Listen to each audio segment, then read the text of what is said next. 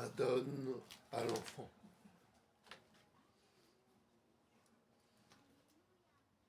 Voilà, une version sur laquelle je travaille depuis de longues années, de Madone à l'enfant. J'ai commencé à faire le fond en essayant de montrer les remous de la mer qui arrivent dans cet espace où la perspective est complètement impossible, c'est une perspective impossible. Et justement, là, aujourd'hui, je vais essayer de la souligner en, en travaillant les reflets du soleil. Voilà.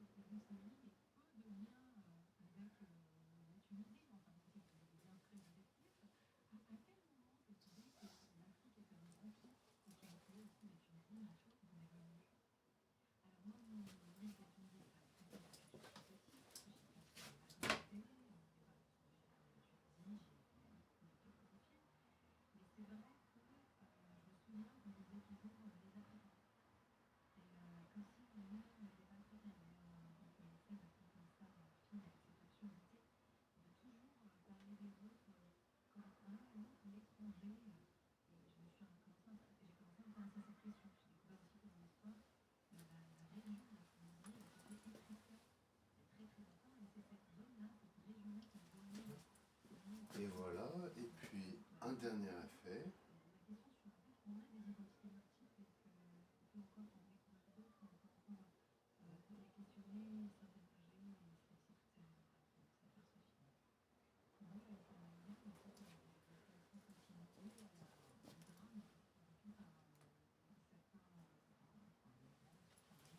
Voyons voir.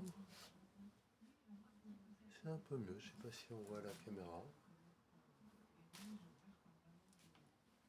Voilà. Donc, en cette année 2026, bien mouvementée, avec des appétits de tous les mauvais côtés. Madone à l'enfant.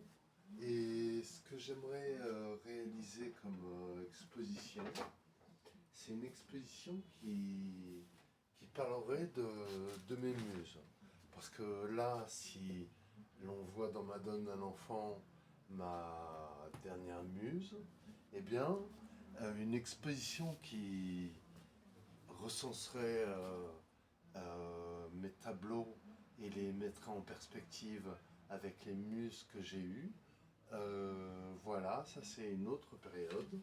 Ça s'appelle La vision d'Ève et c'est 2013.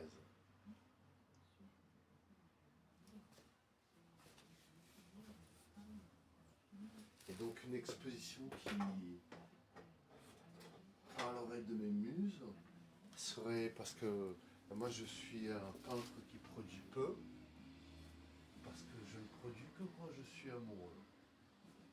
Et par exemple, ce tableau-là, qui est extrêmement sensible à la lumière, alors je ne sais pas si on le voit bien,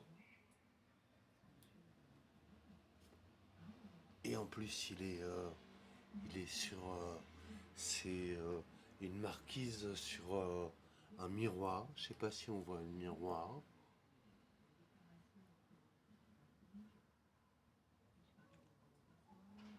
Voilà, celui-là, c'est La marche vers le soleil, 1996. Et c'est le tableau 909.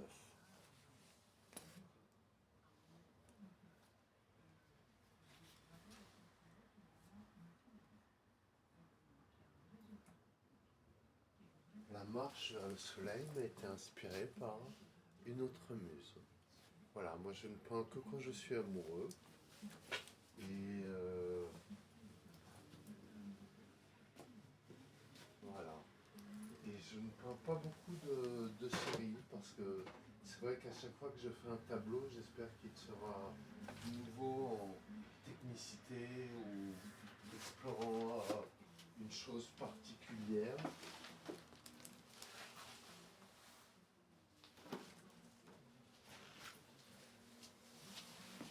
Là. Et Madone à l'enfant est à comparer avec ce qui est devenu Madone à l'enfant. Et là, c'est un hommage à Picasso.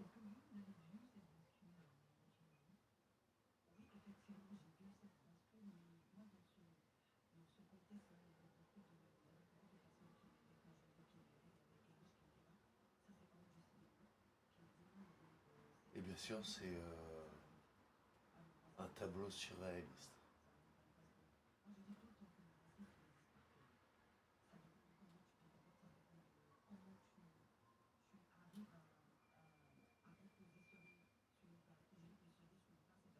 Voilà, il faudra que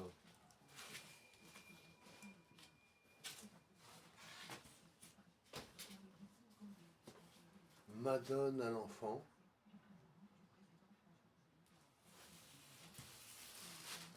soit aussi beau que Madone à l'enfant.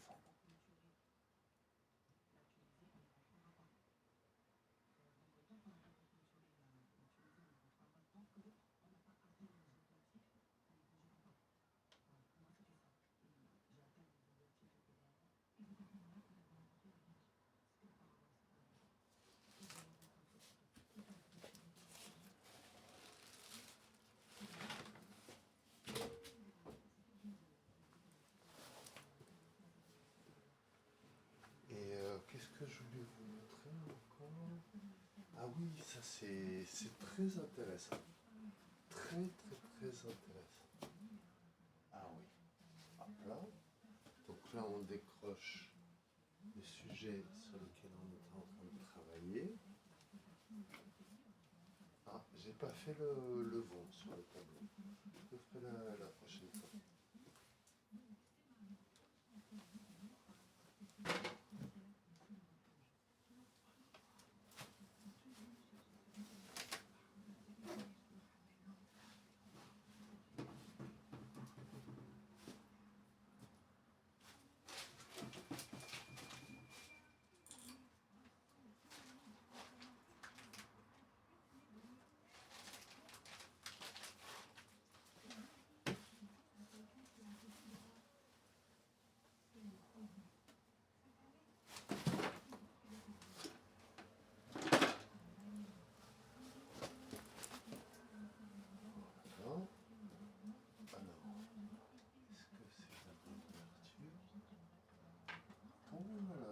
juste.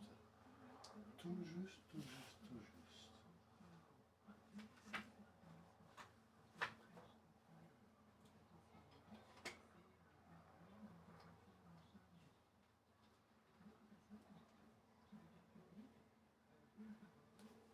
Voilà.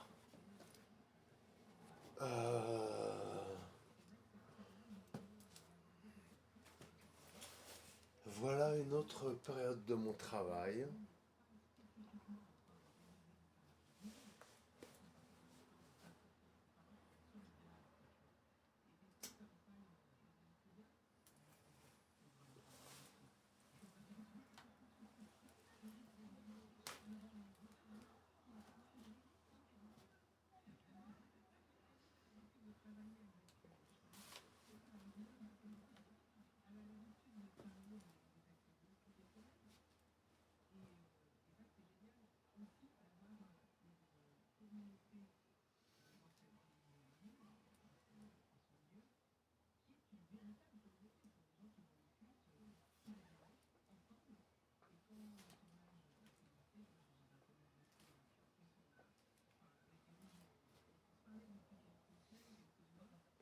Et là, pour ce tableau-là,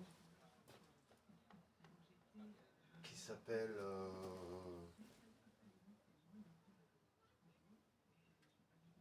je ne sais pas comment il s'appelle ce tableau. Parce que c'est tiré des chasseurs de miel, ma première tentative à l'huile. Je sais pas comment il s'appelle. Pourvu qu'on ait... Non, c'est bon, ça se détache pas. Alors, comment il s'appelle? Oh mon Dieu, je ne l'ai pas nommé celui-là. Ah si. Les penseurs. Ah oui, les penseurs 2003. Encore une news 2003.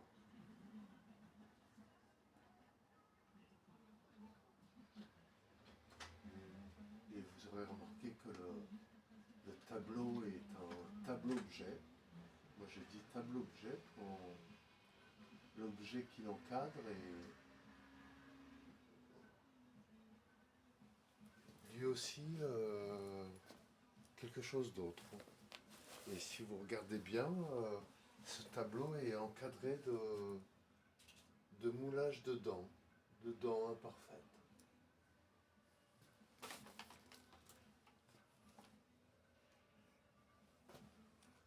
Ainsi, dans mes tableaux-objets, j'essaie d'encadrer mes créations avec des objets de la vie courante et de faire une opposition entre les populations qui, quand je la représente, sont censées vivre à l'âge du néolithique, ou en tout cas, même si elles ont le téléphone, des kalachnikovs ou je ne sais quoi, qu'elles puissent vivre de manière à la fois moderne, mais en même temps,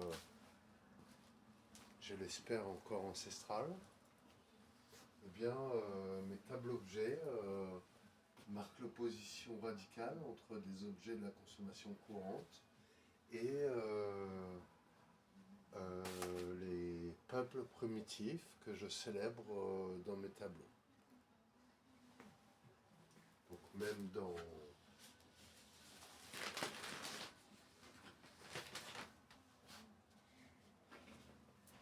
Madone, hop là, Madone à l'enfant, les peuples primitifs sont aussi célébrés.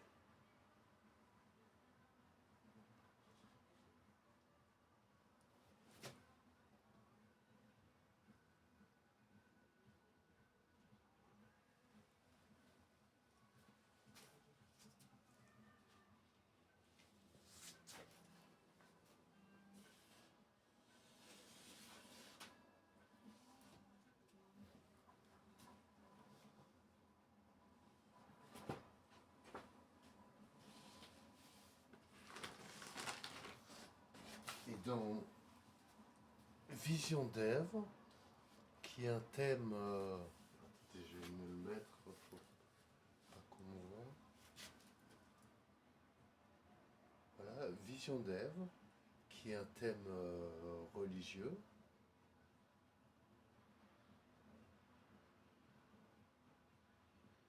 Le tableau était encadré de canettes pour faire une opposition entre une eau sacrée et une eau désacralisée, objet de consommation rapide, courante et jetable.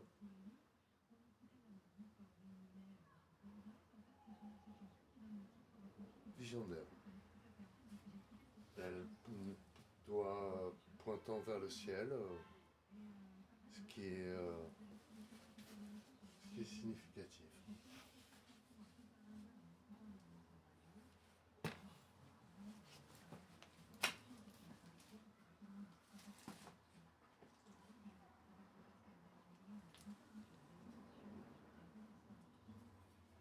Et dans la marche vers le soleil de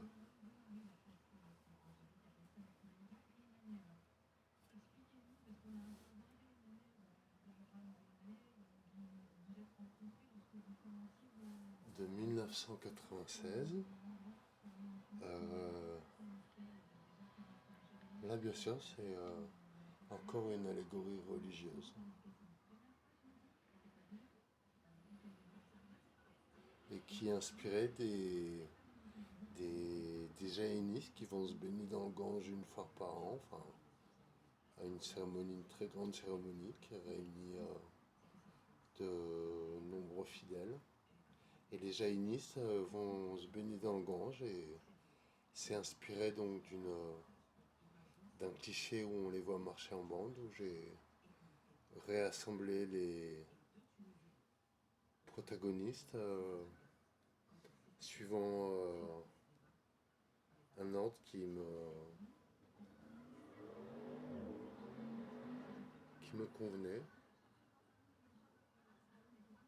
Et voilà, bon, ce travail-là a une signification particulière pour ma famille parce que elle pense que j'y ai représenté un de nos oncles. Et je sais pas, c'est vrai que dans ma façon de dessiner, souvent inconsciemment, je représente des membres de ma famille ou en tout cas dans mes tableaux, sempiternellement, mon père réapparaît, ma mère, jamais j'ai pensé à la peindre, mais je peins à travers mes muses et à travers les modèles de femmes qui m'inspirent, des,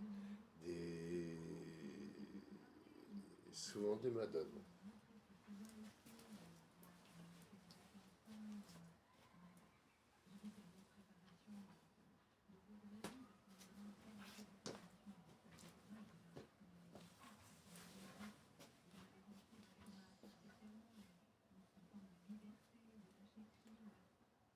Et dans Les Penseurs, qui est une reprise du tableau Les Chasseurs de Miel,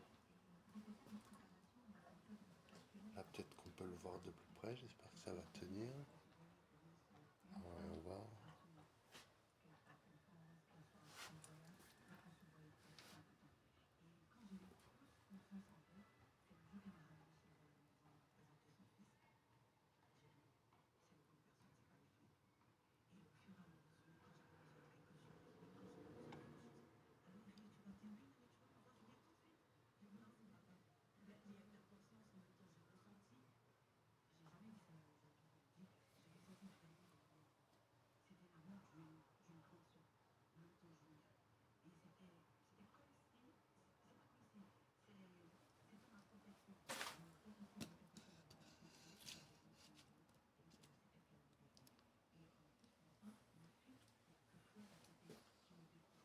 Voilà. Voilà quelques exemples de mon travail ethno-surréaliste. Au revoir.